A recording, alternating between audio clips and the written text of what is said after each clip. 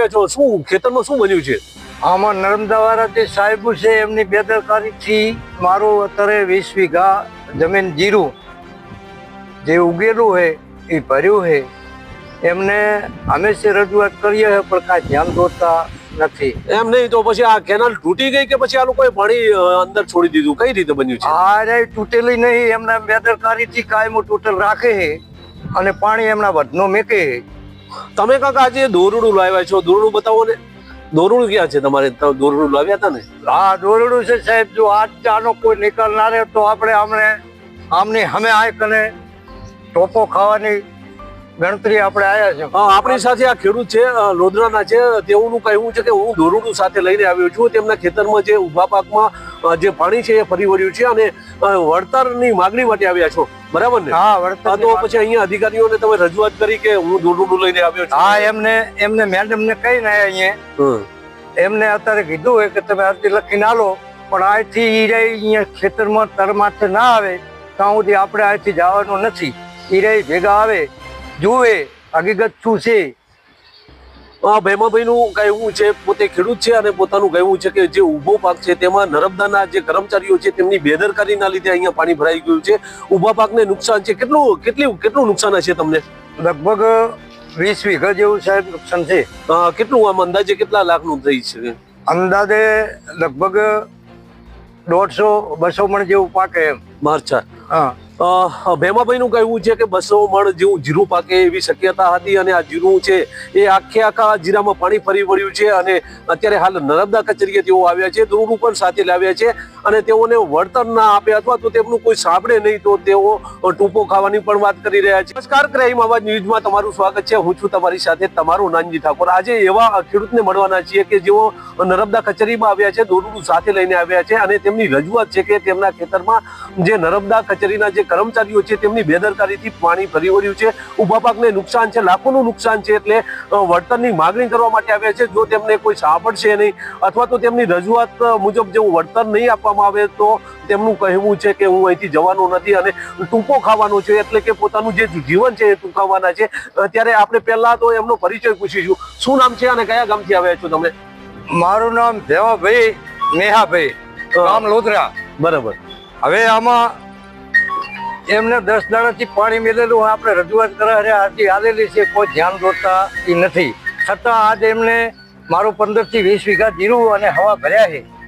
બરાબર. ભેમાભાઈ, તમે કીધું કે નર્મદા કચેરીની બેદરકારી છે, એમના કર્મચારીઓની બેદરકારી છે, તો આ બેદરકારી કઈ રીતે કરી શકાય? નર્મદા જે કર્મચારી છે એ રહ્યા બધાય એમને મરજી પડે એમ પાણી છોડે છે. કોઈ ખેડૂતોનો આમાં પ્રશ્ન નથી. બરાબર.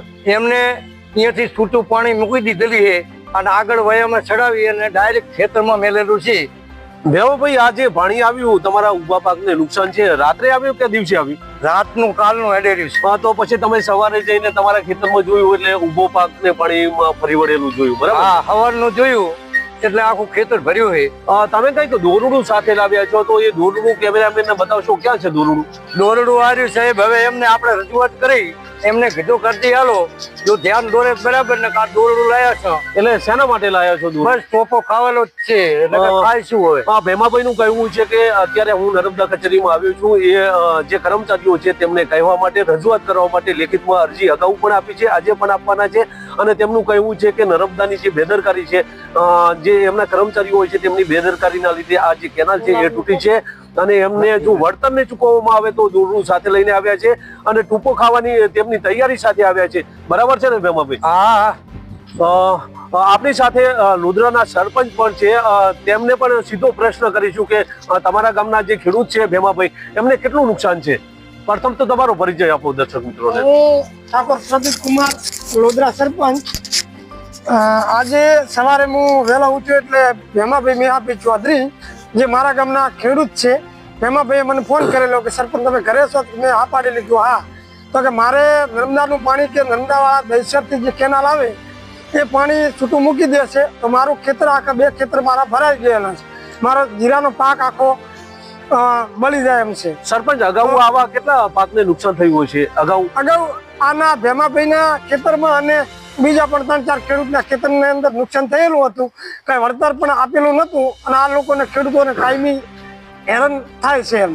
આપણી સાથે હતા સરપંચ છે, તેઓનું કહેવું છે કે અગાઉ પણ જે લોધરાના જે ખેડૂતો છે તેમના ખેતરમાં અનેક વખત પાણી ફરી વળ્યા છે, અનેક વખત રજૂઆતો કરવામાં આવી છે કે વળતર ચૂકવવામાં આવે, છતાં પણ વળતર નથી ચૂકવવામાં આવ્યું. એટલે જ કદાચ આ ખેડૂત દૂરનું લઈને આવ્યા છે. એવું છે ને ભેમાભાઈ? વળતર અગાઉ ભેમાભાઈ, જો કદાચ વળતર નહીં ચૂકવવામાં આવે અથવા તો આ નર્મદાના કચેરીના જે કર્મચારીઓ છે એ પોતે પોતાની બેદરકારી નહીં માને અને તમને કોઈ સાંભળશે નહીં, તો તમે આગામી પગલું શું રહેશે?